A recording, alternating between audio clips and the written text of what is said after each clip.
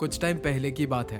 अभिनव के फादर की एक बहुत ही अच्छी जॉब अमेरिका में लग गई थी, तो उसके डैड ने सोचा कि वो अपनी पूरी फैमिली को लेके अमेरिका के एक छोटे से शहर सिएटल में सेटल हो जाएंगे। सिएटल में सेटल होते ही अभिनव ने वहाँ की एक स्कूल को ज्वाइन कर लिया और उसकी बड़ी बहन ने यूनिवर्सिटी में एडमिशन ले लिया। एक शाम अभिनव अपने घर पे बैठा पढ़ाई कर रहा था। उसके घर की बेल बजी, मम्मी ने गेट खोला और उसकी बड़ी बहन घर के अंदर आई। अपनी मम्मी से गले लगकर वो बहुत जोर जोर से रोने लगी। उसने बताया कि कॉलेज के कुछ लड़कों ने उस पर अटैक कर दिया। इंडियन होने की वजह से उसे बहुत हैरेस किया जा रहा था। 15 साल का अभिनव साइड में छुपा हुआ ये सारी बातें सुन रहा था। थोड़े टाइम बाद अभिनव स्कूल गया तो वहाँ उसे भी इसी डिस्क्रिमिनेशन को फेस करना पड़ा। वहाँ के गोरे लोग उसे बहुत बुली करते थे, उसके ब्राउन स्किन का मजाक उड़ाते थे, कई बार तो उसे मारते भी थे। और भोला भाला अभिनव रोते रोते घर आ जाता था। ये सब देखते हुए उसकी माँ को बहुत फिक्र होने लगी। वो अपने बच्चों को लेके बहुत ज्यादा प्रोटेक्टिव हो गई, क्योंकि अब बात सिर्फ स्कूल या कॉलेज की नहीं थी,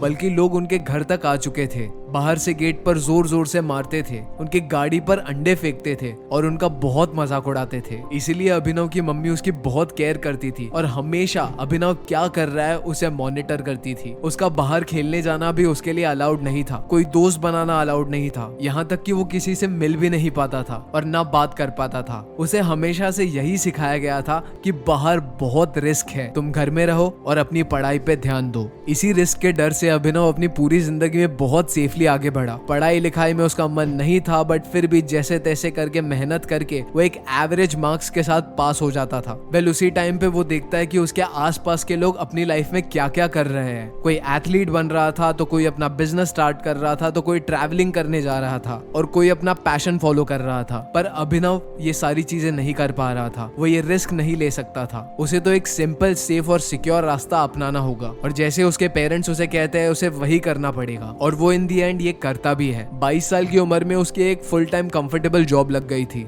जहां वो हर सुबह 9 बजे निकल जाता था और शाम 7 बजे घर आ जाता था। अभिनव के जॉब करते हुए उसे अब 2 साल हो चुके थे। उसका बैंक बैलेंस बढ़ चुका था, उसे प्रमोशन भी मिल चुका था, पर आज भी वो सुबह 9 बजे जाता था और 7 बजे वापस घर आ जाता था। वो अपनी इस जॉब से बहुत ही बोर हो चुका था। उसके 20s बस पढ़ाई और नौकरी करने में ही निकल जा रहे थे। वेल वो अपनी इस कंफर्टेबल जॉब को छोड़ के खुद के लिए कुछ करना चाहता था, जिसके बाद वो अपने घर पे बात करता है कि वो अब ये रेगुलर स्टफ नहीं करना चाहता, बल्कि एंटरप्रेन्योरशिप को परस्यू करना चाहता है। वो अपना एक ऑनलाइन बिजनेस बिल्ड करना चाहता है ताकि वो ट्रैवल कर पाए, दुनिया घूम पाए और एक डिजिटल नोमैड वाली लाइफ जी पाए। और वेल होता क्या है, इंडियन पेरेंट्स की तरह उसके पेरेंट्स भी उसे समझाते हैं कि बेटा इसमें बहुत रिस्क है, हम इंडियंस वैसे ही बड़ी मुश्किल से सेट हो पाते हैं, तुम्हारे पास अभी एक अच्छी जॉब है, इसे छोड़ दिया तो पता नहीं कभी वापस जॉब मिल भी पाएगी कि नहीं। जो बात एकदम सही भी थी, राइट। जिसके बाद उसने जोश जोश में अपनी जॉब को क्विट नहीं करा। अभिनव जानता था कि ये मूव बहुत ही रिस्की होगा और उसे एक सही कैलकुलेटेड रिस्क लेने की जरूरत थी, जिसके लिए उसने बहुत रिसर्च की और लोगों से बात की। गे हेंड्रिक्स की बुक द बिग लीप से पढ़ने के बाद उसे सही तरीके से रिस्क लेने का मतलब समझ में आ गया, जहां ऑथर कहते हैं कि कोई भी रिस्की डिसीजन लेने से पहले अपने आप को ये 3 क्वेश्चंस पूछो जो आपको सही डिसीजन लेने में हेल्प करेंगे। सबसे पहला क्वेश्चन है, अगर ये रिस्क नहीं लिया तो क्या होगा? What will happen if I don't take the risk? किसी भी रिस्क को लेना वर्थ है या नहीं, इसे जानने का सबसे बेस्ट तरीका है, जिससे अमेज़न के फाउंडर जेफ बेजोस का रिग्रेट मिनिमाइजेशन फ्रेमवर्क कहते हैं। जेफ बेजोस को एक ऑनलाइन बुक स्टोर बनाने का आइडिया आया, जिसे उन्होंने अपने बॉस के साथ शेयर किया। वो कुछ क्रेजी करने का सोच रहे थे। उनके बॉस ने उन्हें बुलाया और कहा चलो एक वॉक पे चलते हैं, जहां उन दोनों ने खूब बातें करी और फाइनल कंक्लूजन ये निकला कि ये बहुत ही अमेजिंग आइडिया है, बट ये और भी अमेजिंग तरीके से एग्जीक्यूट होगा जब उस पे काम करने वाले लोग के पास फुल टाइम जॉब नहीं होगी, बट तुम्हारे पास एक अच्छी खासी सिक्योर जॉब है। तुम्हारे पास 48 घंटे हैं, सोच के बताओ क्या करना चाहते हो। और इन 48 घंटों में उन्होंने बहुत सोचा। इसे करने के सारे पॉजिटिव और नेगेटिव भी लिखे, बट जो चीज उन्हें सबसे ज्यादा काम आई वो थी उन्होंने खुद को 80 की एज में इमेजिन करा, जहां वो अपनी लाइफ को पीछे मुड़ के देखे तो उन्हें कोई रिग्रेट ना हो। और उन्होंने खुद से ये क्वेश्चन करना स्टार्ट किया, अगर वो अपनी सिक्योर जॉब को छोड़कर इंटरनेट जैसी न्यू चीज में अपना स्टार्टअप करना चाहे, जिसके बाद वो चाहे इसमें फेल ही क्यों ना हो जाए तो क्या होगा, क्या वो 80 की एज में ये चीज को रिग्रेट करेंगे? तो उन्हें जवाब मिला, नहीं, बिल्कुल रिग्रेट नहीं करेंगे। एक सिक्योर जॉब को करते हुए ही एक एवरेज लाइफ जिएंगे और 80 की एज में पहुंचने के बाद अगर पीछे मुड़ के देखेंगे तो उन्हें डेफिनेटली रिग्रेट होगा। बस यही बात सोच के उन्होंने रिस्क लेके अपनी करंट जॉब से रिजाइन कर दिया और अमेज़न की शुरुआत करी। दोस्तों, आपको 3 इडियट्स मूवी का ये सीन तो याद ही होगा। अब नहीं मारेंगे। याद है इस पे रैंचो क्या कहता है? जाओ उनके पास, प्यार से समझा उनको। आज डर मत फरहान, नहीं तो 50 साल बाद जब तू बूढ़ा होकर ऐसी किसी अस्पताल में पड़ा होगा और मरने का इंतजार कर रहा होगा, तब सोचेगा कि लेटर हाथ में था, टैक्सी गेट पर थी, जरा सी हिम्मत कर लेता ना तो सारी जिंदगी कुछ और हो सकती थी।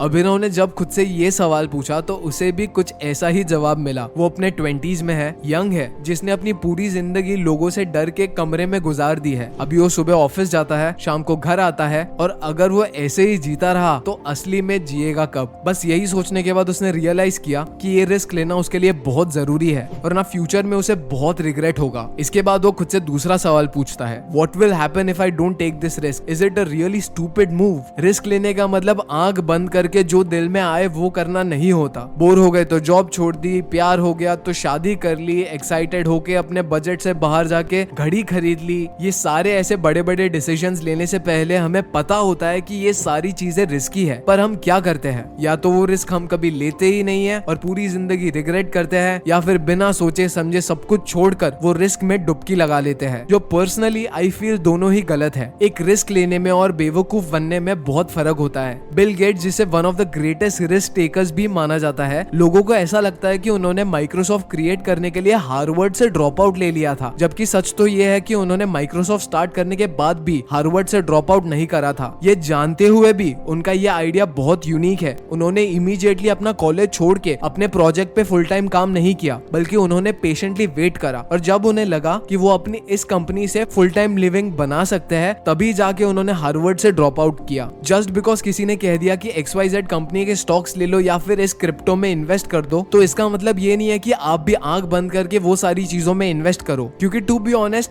आई डोंट थिंक कि ये चीज रिस्की भी है। ये एक बहुत बड़ी बेवकूफी होगी। एक बैड रिस्क को आइडेंटिफाई करने का सबसे बेस्ट साइन है, जो भी चीज आपको too good to be true लग रहा हो ना, तो उस चीज से हमेशा दूर रहे, चाहे फिर वो कोई रिलेशनशिप हो, कोई काम हो या कोई पैसा हो। अभिनव ने भी जब खुद से ये सवाल पूछा तो उसे रियलाइज हुआ उसका ये जॉब छोड़ने का डिसीजन बहुत ही स्टूपिड है। उसके पेरेंट्स सही कह रहे थे, अपने पैशन को फॉलो करना सही है, बट एंटरप्रेन्योर बनने के लिए एक दूसरी कंट्री में अपने हार्ड अर्न जॉब को क्विट करना एक बहुत ही स्टूपिड मूव था। जिसके बाद वो अपने आप से तीसरा क्वेश्चन पूछता है, क्या मैं इससे कंट्रोल कर सकता हूँ? Is it in my control? एक सही रिस्क वही है जिसे लेने के बाद आपकी करंट लाइफ सिचुएशन खराब ना हो, आपके रिस्क लेने की वजह से आपकी फैमिली के ऊपर फ्यूचर रिस्क ना आए और कमाने के लालच में आप अभी जितना कमा रहे हो वो बिल्कुल ना खो दो। रिस्क लेकर अगर आप फेल भी हो जाओ तो आपके सिचुएशन अगर अच्छी ना हो पाए तो भी खराब ना हो। हमारे लेजेंडरी इन्वेस्टर राकेश झुनझुनवाला भी यही कह गए हैं, never be afraid to take risk but only risk so much that you can afford to stand the next day. Abhinav को ये बात रियलाइज हुई तो उसने डिसाइड करा कि वो अपनी जॉब को क्विट नहीं करेगा, बल्कि अपनी जॉब के बाद अपना ऑनलाइन बिजनेस बिल्ड करने पे ध्यान देगा, सारे एक्सपेरिमेंट्स करेगा और जब उसकी अर्निंग जॉब की सैलरी के बराबर हो जाएगी, जब उसके पास ग्रो करने का एक क्लियर प्लान होगा, तब जाके वो अपनी जॉब को क्विट करेगा। और इसी तरह मेहनत करके उसने अपने इस एंटरप्रेन्योरियल जर्नी की शुरुआत करी, जहां वो अपनी जॉब से आने के बाद आधी रात तक काम करता था। उसने अपना एक ऑनलाइन स्टोर बनाया जहां वो इंडियन गुड्स सेल करता था और कुछ साल लगे पर उसका वो स्टोर चलने लगा। वहां से उसे अपनी सैलरी के बराबर पैसे आने लगे, जिसके बाद उसे रियलाइज हुआ कि उसे अपने करंट स्टोर को ग्रो करने के लिए और ज्यादा टाइम इन्वेस्ट करना पड़ेगा। जिसके बाद वो अपने बॉस के पास गया और उसने पूछा, क्या मैं ये फुल टाइम जॉब को पार्ट टाइम में कन्वर्ट कर सकता हूँ? उसके बॉस ने उसके ये आइडिया को रिजेक्ट कर दिया, तो उसने वहां से जॉब क्विट करके कहीं और पार्ट टाइम जॉब ढूंढ ली, बट स्टिल उसने बैलेंस बना के रखा और बाकी के पूरे टाइम वो अपने बिजनेस पे काम करता रहा। उसे कई साल लगे बट फाइनली उसका ये रिस्क वर्थ इट साबित हुआ। उसके बिजनेस से अपनी फुल टाइम जॉब से भी ज्यादा अर्निंग्स होने लगी। वो दुनिया घूमने लगा, ट्रैवल करने लगा और एक खुश लाइफ जीने लगा। और एक दिन दुनिया के किसी कोने में बीच में बैठे हुए उसने एक लंबी सांस लिया और खुद से कहा, I love my life. And I genuinely hope कि आप भी खुद से ये कह पाओ।